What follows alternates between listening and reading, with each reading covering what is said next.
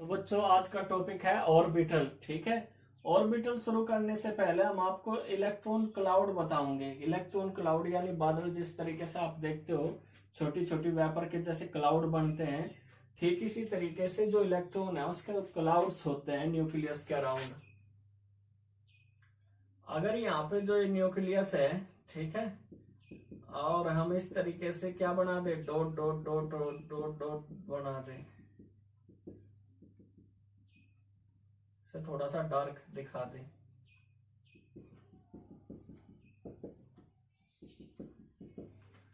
तो the region of space around the nucleus which describes the probability of finding an electron of given energy in terms of dots is called an electron cloud. Electron cloud क्या है, यानी electron की density अगर nucleus के around space में ज्यादा है, जहां इलेक्ट्रॉन की डेंसिटी क्या होगी, यानी प्रोबेबिलिटी क्या होगी, मैक्सिमम होगी। ठीक है, जहां ये डॉट्स के रूप में इलेक्ट्रॉन्स आपको दिखाई दे रहे, ये न्यूक्लियस है और इसके चारों ओर इस तरीके से जैसे बादल से बन रहे हो इलेक्ट्रॉनों के। ठीक है, तो इन्हें क्या कहा जाए, इलेक्ट्रॉन क्लाउड कहा जाए, जहां एक ऐसा रीजन, ठीक है, स्पेस में न्यूक्लियस के अराउंड, जहां इलेक्ट्रॉन के पाए जाने की प्रोबेबिलिटी क्या होगी, मैक्सिमम, तो उसे क्या कहा जाएगा, इलेक्ट्रॉन क्लाउड कहा जाएगा। सभी बच्चे नोट कर ले और स्क्रीनशॉट ले ले। तो बच्चों ऑर्बिटल्स क्या होते हैं, ठीक है, आपके सामने है। जैसे हमने आपको इलेक्ट्रॉन क्लाउड बताया, अदर वर्ड्स में आप उसे ऑर्बिटल्स भी कह सको कि न्यूक्लियस के अराउंड 3 डायमेंशनल जो स्पेस होगा, जगह होगी, जहां इलेक्ट्रॉन के पाए जाने की प्रोबेबिलिटी क्या होगी, मैक्सिमम होगी। यानी इलेक्ट्रॉन के पाए जाने की प्रोबेबिलिटी क्या होगी, मैक्सिमम होगी जहां। ठीक है, अगर सभी बच्चों को दिखाई दे रहा हो, अगर ये न्यूक्लियस है और इसके अराउंड इलेक्ट्रॉन के पाए जाने की प्रोबेबिलिटी कहाँ है, मैक्सिमम, जहां पे भी इलेक्ट्रॉन पाए जाएंगे तो वो क्या कहलाओगा, ऑर्बिटल्स कहलाओगे। ठीक है, जहां इलेक्ट्रॉन के पाए जाने की प्रोबेबिलिटी क्या होगी, मैक्सिमम हो। तो हम आपको एक सिंबॉलिक बता रहे इस तरीके से, ठीक, जहां इलेक्ट्रॉन के पाए जाने की प्रोबेबिलिटी क्या होगी बच्चों, मैक्सिमम होगी, वही ऑर्बिटल्स कहलाओगे। अब एक चीज मैं आपको यहां ये बता दूं कि ऑर्बिटल्स, जैसे बोर्ड ने भी कहा था, सभी जगह नहीं होते, कुछ ही जगह मौजूद होते हैं। हालांकि यहाँ पे बोर्ड ने क्या बताया था कि प्लेनर ऑर्बिट होंगे, जबकि ये अब क्या पता चल गया श्रोडिंगर वेव इक्वेशन के द्वारा कि ये 3 डायमेंशन स्पेस होगा, यानी 3D स्पेस होगा, जहां पे इलेक्ट्रॉन के पाए जाने की प्रोबेबिलिटी होगी, यानी संभावना होगी, संभाव्यता होगी कि कहां पे इलेक्ट्रॉन पाए जा। तो न्यूक्लियस के अराउंड एक 3 डायमेंशनल स्पेस इस तरीके से, जहां इलेक्ट्रॉन के पाए जाने की प्रोबेबिलिटी क्या है, मैक्सिमम। अभी हमें आपको बना के अभी दिखाऊंगे, यानी जो 3 डायमेंशनल स्पेस है वहां पे इलेक्ट्रॉन के पाए जाने की क्या है, प्रोबेबिलिटी सबसे ज्यादा मैक्सिमम होगी न्यूक्लियस के अराउंड। ठीक है, वो क्या कहलाओगा, ऑर्बिटल। याद रखियो बच्चों, ऑर्बिटल क्या है, जहां पे एक 3 डायमेंशनल क्या है स्पेस, जहां पे इलेक्ट्रॉन के पाए जाने की, यानी फाइंडिंग यानी इलेक्ट्रॉन की प्रोबेबिलिटी क्या होगी, मैक्सिमम होगी। जो एनर्जी है किसी भी ऑर्बिटल्स की, एटम्स की, वो किसकी वजह से है, इलेक्ट्रॉन की, तो आप इसे एनर्जी भी कह सकें। ठीक है, एनर्जी लेवल वगैरह या स्टेशनरी, जो पहले भी बताया जा चुका आपको। तो ऑर्बिटल फिर सुन लो, इलेक्ट्रॉन के पाए जाने की प्रोबेबिलिटी जहां पे मैक्सिमम होगी न्यूक्लियस के अराउंड, उसे क्या कहा जाएगा, 3 डायमेंशनल स्पेस कहा जाएगा। मैं आपको एक बात यहां पे बता दूं, जैसे ये न्यूक्लियस है और हमने एक इलेक्ट्रॉन क्लाउड बनाए थे अभी यहां पे इस तरीके से, ये इलेक्ट्रॉन क्लाउड बना दिया हमने, ये इसके चारों ओर। तो बीच का जो गैप है जहां इलेक्ट्रॉन नहीं पाए जाने के, उसे क्या कहा जा, उसे नोडल कहा जा। क्या कहा जा, नोडल, या नोड भी कह सको आप।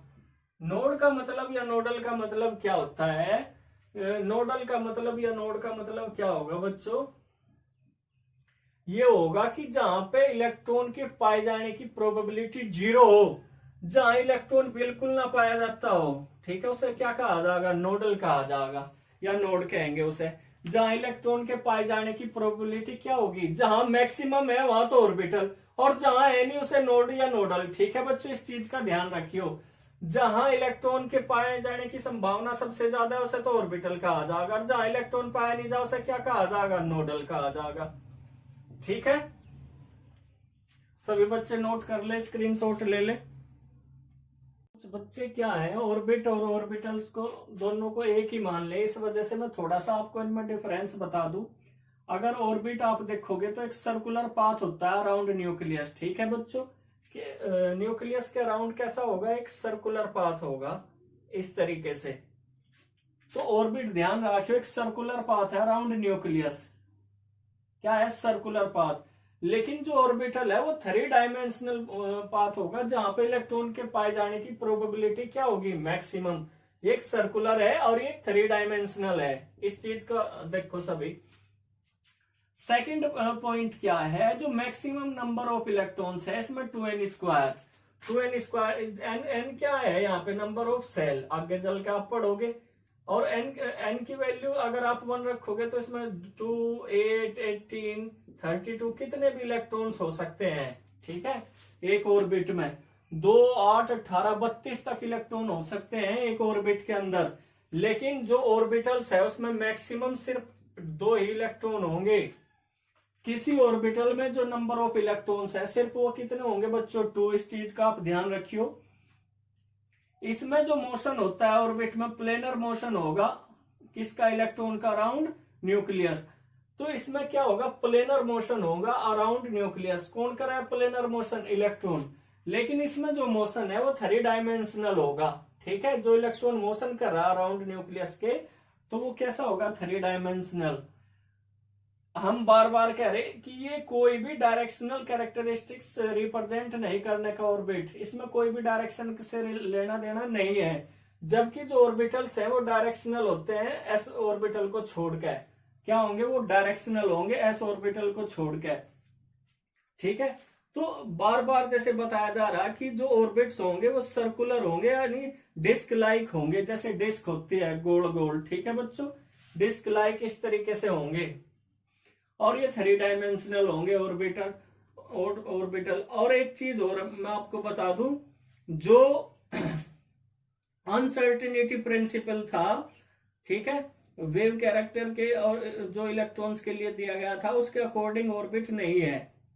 ठीक, जबकि ऑर्बिटल्स क्या है, अनसर्टेनिटी प्रिंसिपल के अकॉर्डिंग है। तो इस चीज का भी आप ध्यान रखना चाहो रख लियो, नहीं तो कोई जरूरत नहीं है। सर्कुलर होगा, 3 डायमेंशनल होगा, इसमें कितने भी इलेक्ट्रॉन हो सके, उसमें 2 होंगे। ये प्लेनर मोशन करता है, 3 डायमेंशनल का है। ये कोई भी डायरेक्शनल कैरेक्टरिस्टिक्स नहीं रखता, जबकि ये डायरेक्शनल रखेगा। सभी बच्चे नोट कर लें इस चीज को। अगर आप क्लासिफिकेशन देखो ऑर्बिटल का,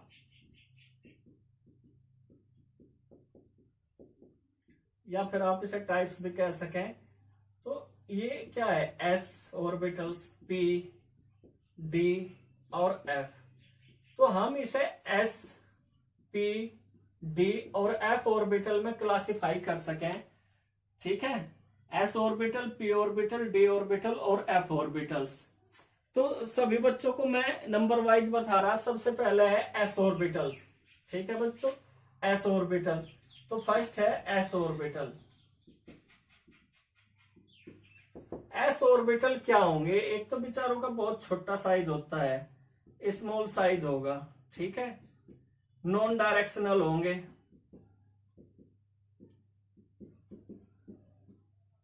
नॉन डायरेक्शनल होंगे, और शेप इनकी कैसी होगी, स्पेरिकल होती है। ठीक है बच्चों, कैसी होगी, स्पेरिकल होती है। तो स्मॉल साइज होगा, शेप कैसी होगी, स्पेरिकल होगी, नॉन डायरेक्शनल होंगे। ठीक है, तो शेप हमने कैसी बताई,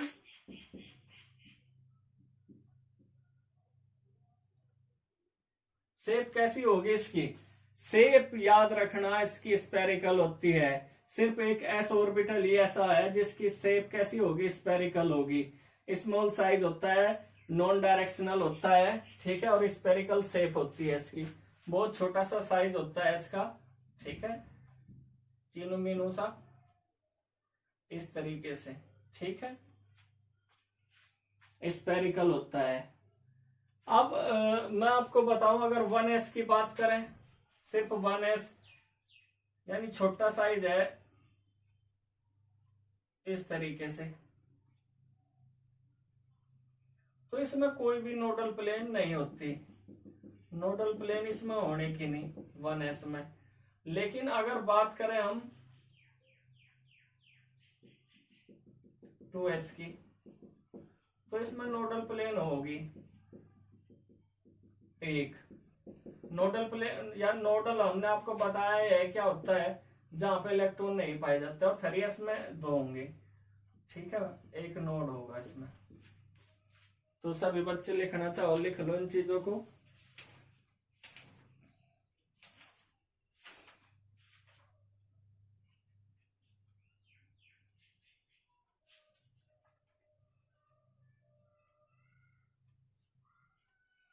सभी ने नोट कर लिया। तो जहां इलेक्ट्रॉन पाए जाने की, ये तो उसने भी कहा था भाई सभी जगह इलेक्ट्रॉन नहीं पाए जाते, ठीक है, सभी बच्चे नोट कर लो। और 3s में 2 नोड हो जाएंगे। नोड यानी जहां इलेक्ट्रॉन के पाए जाने की प्रोबेबिलिटी 0 है।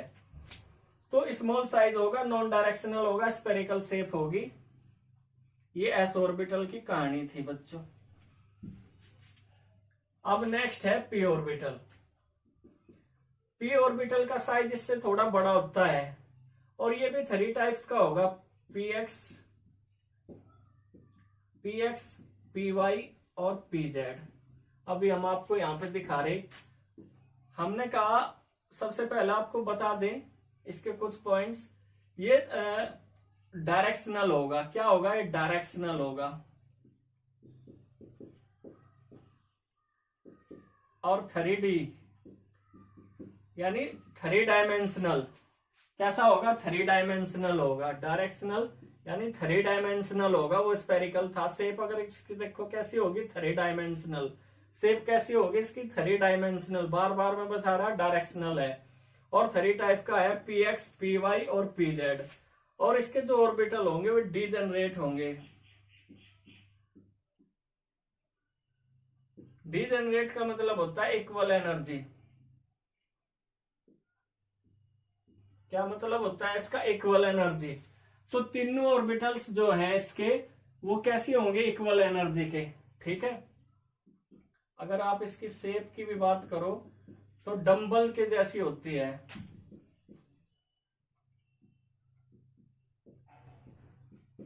डंबल कैसी, अभी हम आपको बना के दिखाओगे। डायरेक्शनल 3 डायमेंशनल होगा, ठीक है। px, py, pz मैथमेटिक्स पढ़ते हो समझ गए होंगे, 3 एक्सिस होती है, वहीं पे इलेक्ट्रॉन पाए जाएंगे सिर्फ, इसमें स्पेरिकल नहीं है ये, ठीक है, यानी एक्सिस पे इलेक्ट्रॉन प्रेजेंट होते हैं। डंबल जैसी शेप होगी, डीजनरेट यानी इक्वल एनर्जी होती है तीनों की। किस तरीके से है वो यहां देख लें सभी।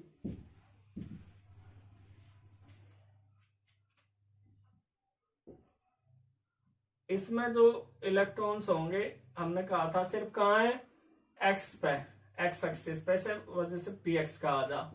सेकेंड वन है कहाँ है इसमें, y एक्सिस पे, ठीक है, इस वजह से py होगा। और थर्ड वन क्या है, z एक्सिस, ये z एक्सिस पे होगा, इसे pz का आ जा। डीजनरेट यानी तीनों की जो एनर्जी लेवल होता है बिल्कुल इक्वल हो है, ठीक है। 3 डायमेंशनल हो गए, डंबल के जैसे हैं, डंबल आप उठाते हो, वर्जिश करते हो, ठीक है, उसकी तरह की। ये सारी चीजें आप नोट कर लो। नेक्स्ट है डी ऑर्बिटल, सभी बच्चे नोट कर ले। नेक्स्ट है डी ऑर्बिटल, दिख रहा ना सभी बच्चों को, वेरी गुड। नेक्स्ट है डी ऑर्बिटल।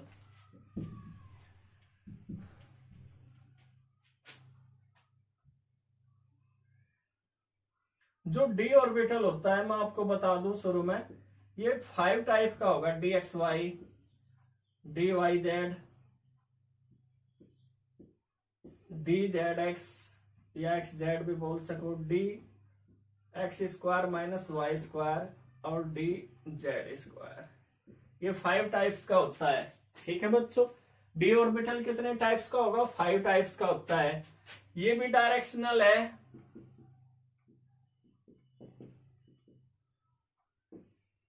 3D यानी 3 डायमेंशनल आप देख ही रहे एक्स वाई, ठीक है। इसकी जो डबल डंबल जैसी होगी, डबल डंबल जैसी शेप होगी इसकी। अभी आपको पता चल जाएगा, डायरेक्शनल है, 3 डायमेंशनल यानी एक्स वाई जेड पे इसमें इलेक्ट्रॉन पाए जाएंगे। डबल डंबल जैसी इसकी शेप होती है, ठीक है बच्चों। तो सभी देख रहे 5 टाइप का है, D X Y, D Y Z, D Z X, D X square minus Y square और डी जेड स्क्वायर। किस तरह की इसकी शेप होगी वो आपको अभी दिखाई जा रही है।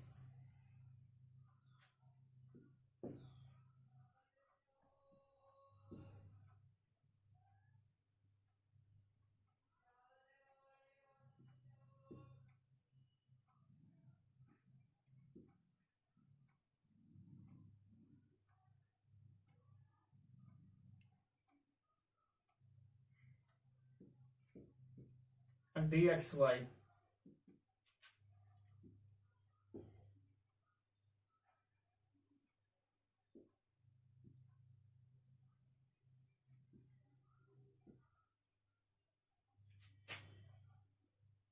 सेकंड वन है डी वाई जेड,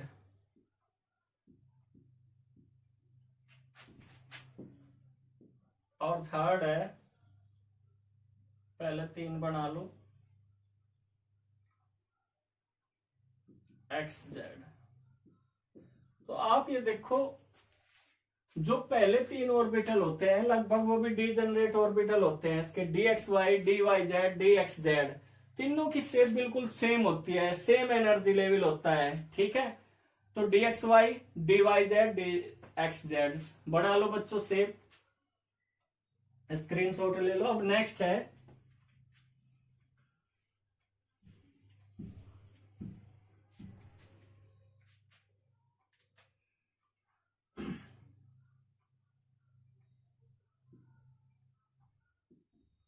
इसमें जो इलेक्ट्रॉन्स पाए जाओ वो एक्सिस पे पाए जाओ, एक्सिस के बीच थे, आपने देखे होंगे एक्स और वाई, ठीक है। उसमें क्या थे, एक्सिस के बीच थे, लेकिन इसमें एक्सिस पे पाया जा, इसी वजह से इनका एनर्जी लेवल हाई होता है, एक्सिस पे होने की वजह से।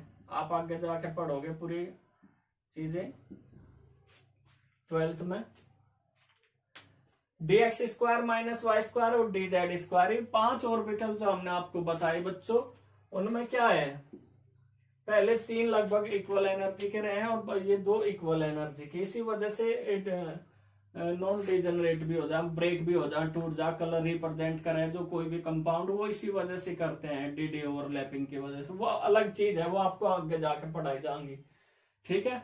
तो 5 टाइप के ऑर्बिटल बताए, 3 डायमेंशनल होते हैं, डबल डंबल इनकी शेप होती है। तो सभी बच्चे इसे नोट कर ले, इनकी यही शेप थी बस तुम्हारे सिलेबस में। वैसे एफ ऑर्बिटल भी है नेक्स्ट, लेकिन उसकी शेप नहीं है। एफ ऑर्बिटल 7 टाइप का होता है, ठीक है बच्चों, 7 टाइप का होता है, और ये कॉम्प्लेक्स होता है काफी। क्या होता है, कॉम्प्लेक्स। इसकी जो शेप होगी वो काफी कॉम्प्लेक्स होती है, ठीक है। आप बीएससी में जाके इसकी स्टडी करोगे। तो आपको हमने 5 टाइप तो डी के बताए, 3 टाइप आपको पी के बताए, और एस कोई टाइप नहीं होता, साइज में छोटा होता है। एफ ऑर्बिटल सबसे बड़ा होगा, एस ऑर्बिटल सबसे छोटा होगा। तो ये थे बच्चों आपके ऑर्बिटल्स।